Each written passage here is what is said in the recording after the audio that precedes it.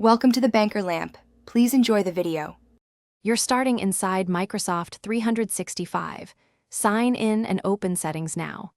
First, access the app launcher or open Outlook on the web and click the gear icon. You need only personal settings rights to change your theme. If you're managing a tenant theme, make sure you're an admin. Once done, locate the Appearance or Theme section. This is where Microsoft centralizes visual options. I'll show you why each choice matters and how to proceed so your workspace is both comfortable and consistent.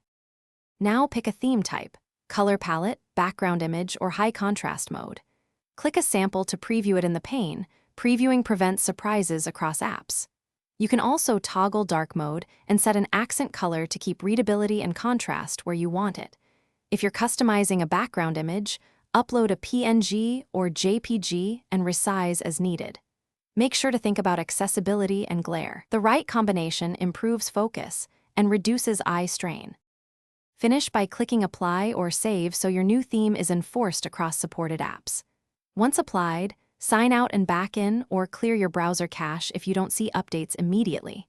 If changes are blocked, make sure tenant policies or group settings aren't overriding your choice. Contact your admin if needed. A common fix is to try a different browser or private window to isolate local caching.